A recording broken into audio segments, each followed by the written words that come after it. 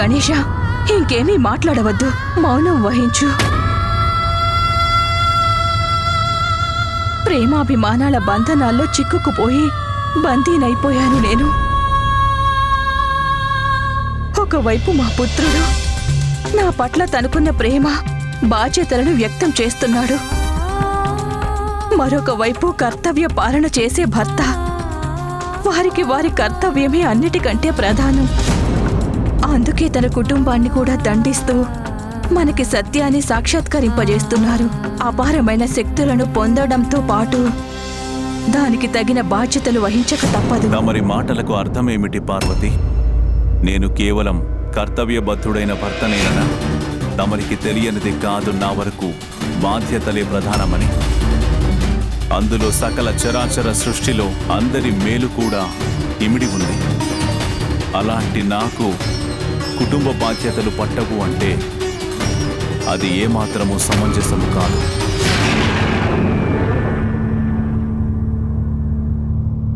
స్వామి, తమరి దృష్టిలో తమ కుటుంబానికి ప్రాధాన్యత ఉంటే తమరు మమ్మల్ని చూసి ముఖం ఎందుకు తిప్పుకున్నారు? ఇదే వివరించాలనే ప్రయత్నం చేస్తున్నాను. నేను నీ నుంచి, గణేశుడు నుంచి, కార్తికేయుడు నుంచి ముఖం తిప్పుకోవడానికి కారణం నేను నా కుటుంబాన్ని రక్షించాలని భావించడమే, వారికి నీలాపనిందలు రాకుండా చేయాలనుకోవడమే. స్వామి, గణపతి ఇంకా పసివాడే. ఇప్పుడు జరిగిందంతా నా వల్లే జరిగింది. గణేశుడికి తన తల్లి పట్ల గల ప్రేమ వల్లనే జరిగింది. అయినా ఒక పసివాడికి తన తల్లి పట్ల ప్రేమ కలిగి ఉండడం తప్పు కాదు కదా స్వామి. అందుకే స్వామి, తమరి కుటుంబాన్ని ఈ విధంగా శిక్షించకండి. తమరి భక్తులకు శిక్ష విధించకండి.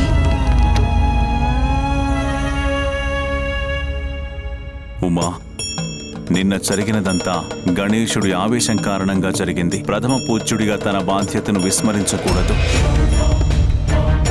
తను అర్థం చేసుకోవాలి ఉమా, తన బాధ్యతల్లో వ్యక్తిగత భావనలకు ఏ స్థానము లేదని. అతని జీవితం కేవలం జగత్ కళ్యాణానికి మాత్రమే అంకితమని. ఇంకొక మాట, ప్రతి క్రియకి ఒక ప్రతిక్రియ ఉంటుంది, ప్రతి కర్మకి ఫలితం ఉంటుంది. ఉమా, గణేశుడు నాకు పుత్రుడైనట్లే చంద్రుడికి కూడా మనకు కూడా పుత్ర సమానుడే కదా. నేను మన పుత్రుల మధ్య భేదభావాన్ని చూపించకూడదు కదా. ఉమా, నా కుమారుడు గణేశుడు మా పుత్రుడైన చంద్రుడికి శాపమిచ్చాడు. ఆ చంద్రదేవుడే నా జటాజూటంలో ఉన్నాడు. ఆ శాప భారాన్ని నేను మోయక తప్పని పరిస్థితి. నన్ను అర్థం చేసుకోండి తండ్రి గారు.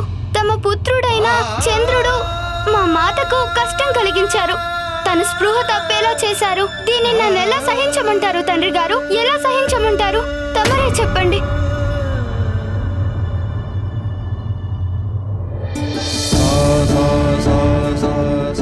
తమ పుత్రులిద్దరూ తమకి తోచింది చేశారు. మమ్మల్ని క్షమించండి తండ్రి గారు, క్షమించండి.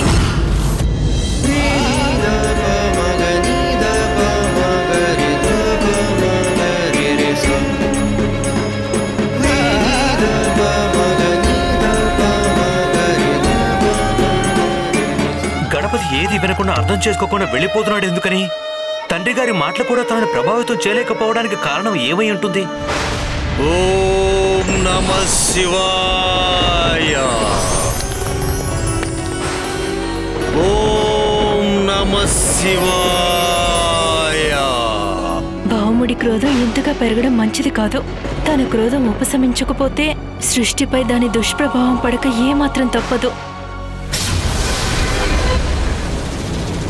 అగ్నిదేవా, మీ అనుమానమే నిజమై వాస్తవ రూపం దాల్చి మన ముందుకొచ్చి నిలబడింది. పుట్టినరోజు సంబరాలు పూర్తి కాకముందే ఇంతటి ప్రతికూల దురదృష్టకరమైన సంఘటన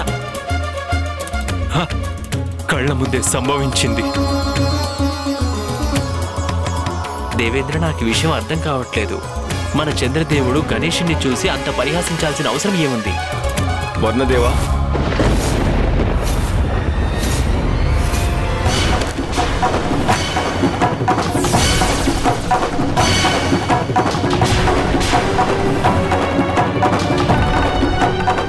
నాకు అదే అర్థం కావడం లేదు. నా వల్ల అంత పెద్ద తప్పు జరగడానికి కారణం ఏంటి? తమరి మనోహరమైన రూపంపై ఎవరి దృష్టి పడినప్పటికీ వారంతటికీ నీలోక నిందలు తప్పవు. ఇదే నా శాపం.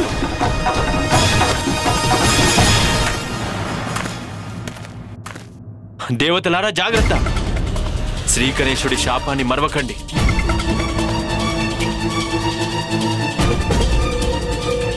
చంద్రదేవ, తమరు ఇక్కడికి ఎందుకు వచ్చారు? ఇంకెక్కడికి వెళ్ళను ఇంద్రదేవా.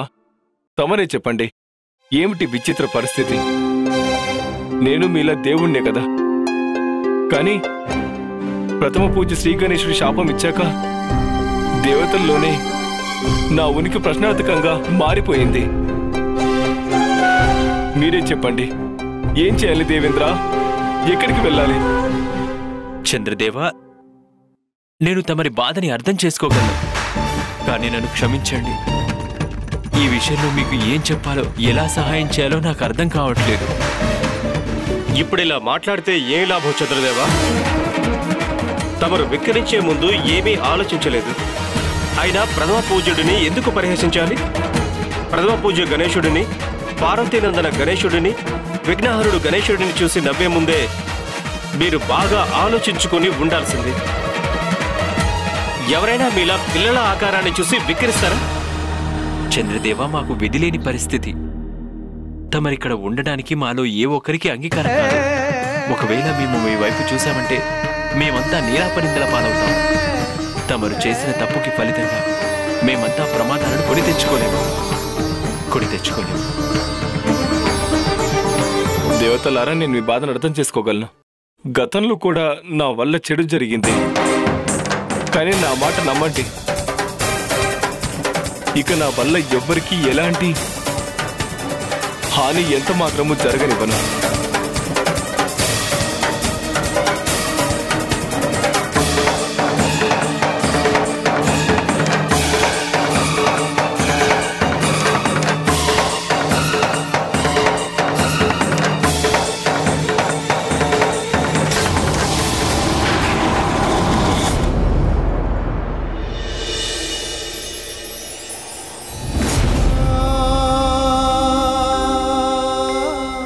నాకెంత దౌర్భాగ్య పరిస్థితి దాపరించిందో.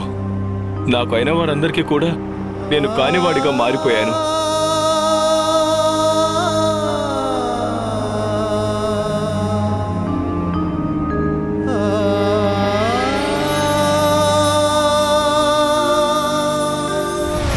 స్వామి, తమరు ఎందుకలా అంటున్నారు? తమరు నన్ను చూసి ముఖం ఎందుకు తిప్పుకుంటున్నారు?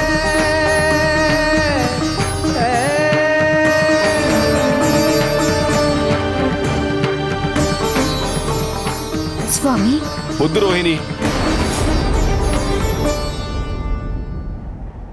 అక్కడే ఆగండి.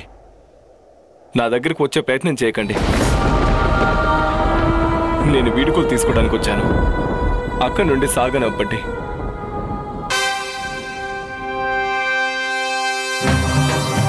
స్వామి, తమరి మాటలు నా మనసులో అనేకమైన అనుమానాలను కలిగిస్తున్నాయి. దయచేసి చెప్పండి, అసలేం జరిగింది? నేను శాపగ్రస్తున్నయ్యాను రోహిణి.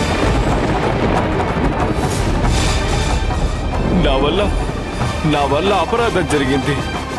దాని ఫలితంగానే శ్రీ గణేశుడు నాకు శాపం ఇచ్చారు. తమరి మనోహరమైన రూపంపై ఎవరి దృష్టి పడినప్పటికీ వారంతటికీ నీలోక నిందలు తప్పవు.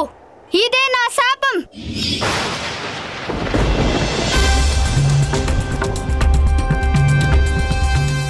అందుకే నేను ఇక్కడ నుండి వెళ్ళిపోతున్నాను. కానీ స్వామి, స్వామి, స్వామి,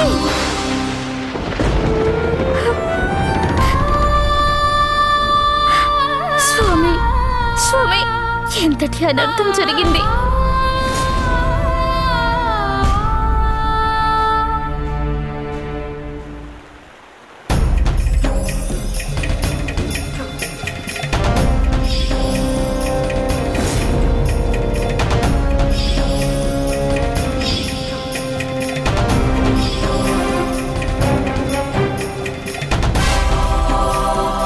గణేష, చంద్రుడికి నువ్వు ఎందుకు ఇంత దారుణమైన శాపం ఇచ్చావు? అన్నయ్య, మీరు నన్నే ప్రశ్నిస్తే ఎలా చెప్పండి? ఇప్పుడు నేను మిమ్మల్ని ఒక మాట అడగవచ్చా? తప్పకుండా గణేష, తప్పకుండా అడగొచ్చు. అయితే చెప్పండి అన్నయ్య, ఒకవేళ మీరు కూడా నా పరిస్థితిలో ఉంటే, మీరు మాతని అచేతన పరిస్థితిలో చూస్తే, ఆ పరిస్థితి రావడానికి కారణం మీరే అని తెలిస్తే, తమ పట్ల అమ్మకి గల వాత్సల్యం ఉంది, తమ పట్ల అమ్మ ప్రేమ ఉంది, వాటి కారణంగానే మాతకు ఆ పరిస్థితి వచ్చిందని తెలిస్తే, అమ్మకు ఆ పరిస్థితి కల్పించింది ఎవరో తెలిస్తే, ఆ వ్యక్తిని తమరు క్షమించి వదిలేస్తారా? చెప్పండి అన్నయ్య, మీరేం చేస్తారు? నాకు చెప్పండి. మీరైతే ఏం చేస్తారు? మన అమ్మకు ఆ పరిస్థితి కల్పించిన వారికి కఠినాతి కఠినమైన శిక్షణ విధిస్తాను గణేష. ఇప్పుడు నేను చేసింది కూడా అదే కదన్నయ్య, అది తప్పెలా అవుతుంది? నీ మాటలు అక్షర సత్యాలు గణేష, కానీ తండ్రి గారు చెబుతున్నది కూడా తప్పకుండా వినాలి కదా. తండ్రి గారు మాటలు కూడా సమంజసమే కదా. నిజానికి మంచి చెడులు అంటూ ప్రత్యేకంగా ఏవీ ఉండవు. పరిస్థితులే మంచి చెడు అర్థాలు మార్చేసి అయిన వారినే ఈ సకారాత్మక శక్తులే శత్రువులుగా మార్చేస్తూ ఉంటాయి. ఇక ఇప్పుడు గణేష, నీ శాపం కారణంగా చంద్రుడి వల్ల అందరికీ కష్టాలు ఎదురవుతూ ఉన్నాయి. మంచివారికి చెడ్డవారికే కాదు, సమస్త లోకాలకి కీడు చేసేలా మారిపోతారు.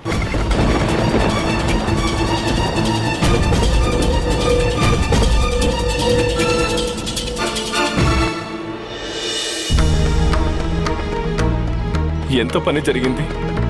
నా సౌందర్య అహంకారం వలన నేను మా బంధుమిత్రులకి అలాగే నా రోహిణికి దూరం అయిపోతున్నాను.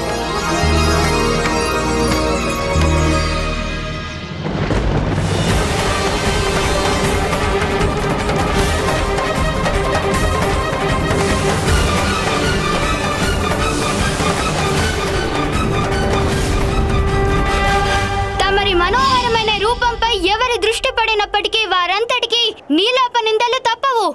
ఇదే నా శాపం. ఈ పూలు నా వల్లే ముడుచుకుపోతున్నాయి.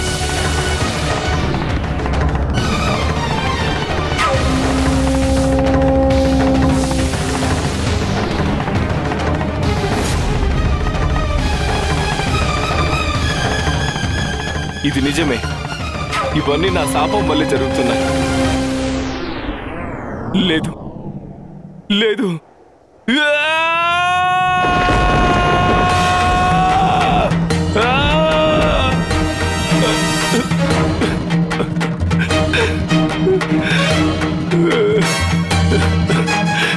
ఇప్పుడు నా ముందున్నవన్నీ కేవలం నా కారణంగానే మలినమైపోతున్నాయి.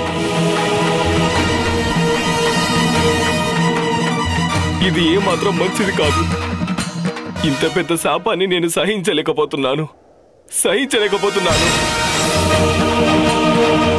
నేను ఇప్పుడు ఎవరికి నా మొహం చూపించలేను. ఎందుకు ఇలా చేశాను నేను? ప్రథమ పూజ విఘ్నహర్త శ్రీ గణేశుని విషయంలో ఇంత చులకనగా ఎందుకు వ్యవహరించాను? నేను చేసిన అనుచిత కార్యం వల్ల నా ముఖాన్ని ఎవరికి చూపించలేను.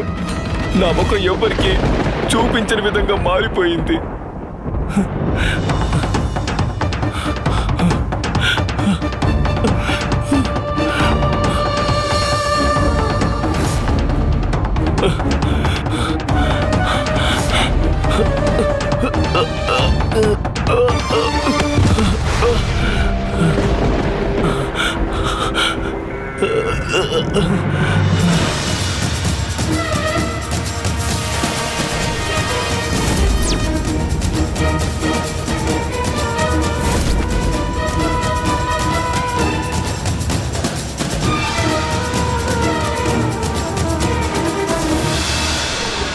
నా గ్రహానికి ఏం జరిగింది?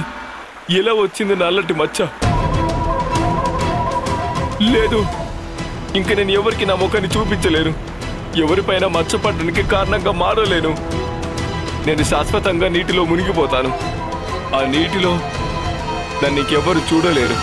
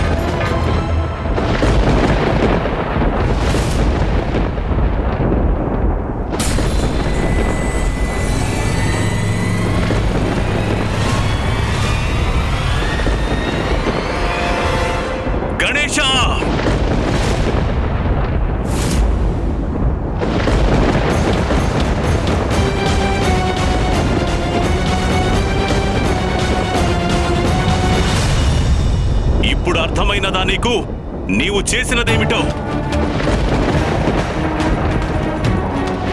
నేను అమ్మ దగ్గరే ఉన్నాను తండ్రి గారు, నేనేమి చేయలేదు. గణేశ! తండ్రి గారు, చూస్తుంటే చంద్రుడు తన లోకాన్ని వదిలిపెట్టి మరెక్కడికో వెళ్ళిపోయారు అనిపిస్తుంది నాకు. అయితే మరీ మంచిది, ఇలాగే జరగాలన్నయ్య. తండ్రి గారు, ఆ చంద్రదేవుడు మీ జటాజూటం మీద లేకపోవడం వల్ల, తన కాంతిని పోగొట్టుకోవడం వల్ల మనపై ఎలాంటి మచ్చలు పడవు. కనుక మనమంతా నిర్భయంగా దర్శించుకోవచ్చు. మన సమస్యకి పరిష్కారం లభించినట్టే. ఇంకా మన కుటుంబం హాయిగా ఉండొచ్చు. ఈ గణేశుడికి ఏమైంది? ఎప్పుడు అందరి మేలు కోరుకునే మా పుత్రుడు ఇంత స్వార్థంగా ఎలా ఆలోచిస్తున్నాడు? పుత్ర, నీవు చేసిన దాని వల్ల ఏర్పడిన పరిణామాల గురించి ఒక్కసారి లోతుగా ఆలోచించి చూడు. వెళ్ళు పుత్ర.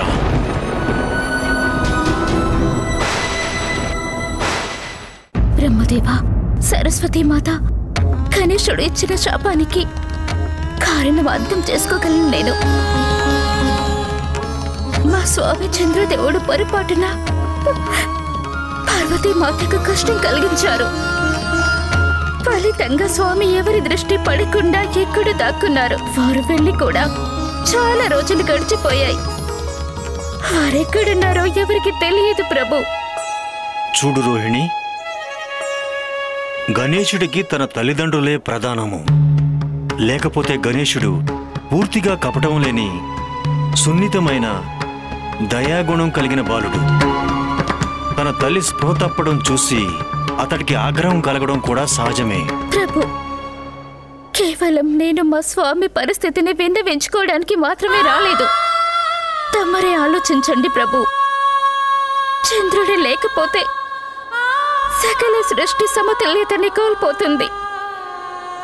యావత్ ప్రకృతి పైన, సకల జీవుల పైన స్వామి చంద్రుడు లేకపోవడం వల్ల కలిగే దుష్ప్రభావం పడుతుంది ప్రభు.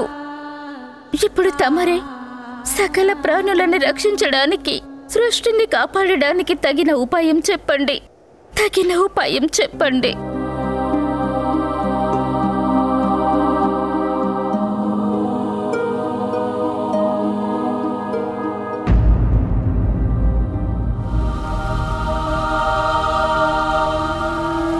నేను నా సహజ స్వభావానికి విరుద్ధంగా ప్రవర్తిస్తున్నానా?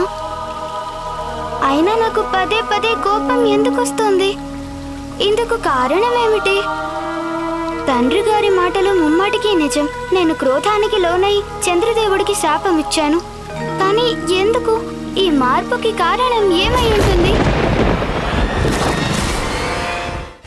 ఓం నమః శివాయ, ఓం నమః శివాయ.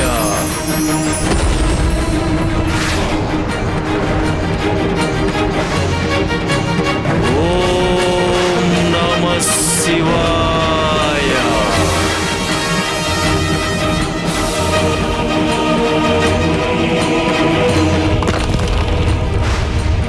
ఇక్కడ భౌముడి కఠిన తపస్సుకి ఫలితంగా అతడి నుండి వెలువడే నకారాత్మక శక్తులు నిరంతరంగా బలపడుతున్నాయి. తపస్సు ప్రభావం కూడా క్రమంగా పెరుగుతూ వస్తుంది. ఓం నమః శివాయ. తండ్రి గారు, నాకిప్పుడు అర్థమైంది. నాలోని ఈ క్రోధం నాకు సహజంగా ఉన్నది కాదు. తమరు దేవాది దేవుడు, మహాదేవుడు. అందరికీ మార్గదర్శనం చేస్తారు మీరు. దయచేసి నాలోని కోపాన్ని తగ్గించటానికి తగిన మార్గం చూపించండి.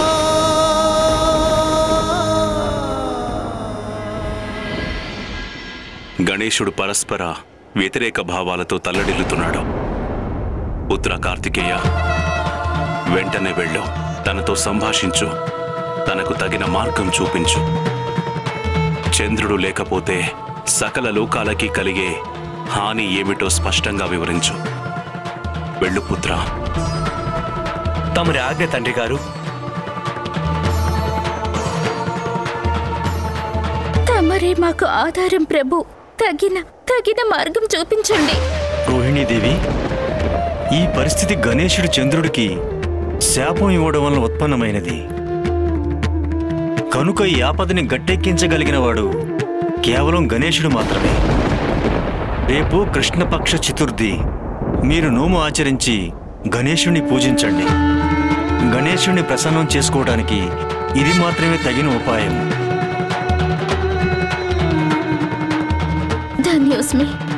ధన్యోస్మి బ్రహ్మదేవా.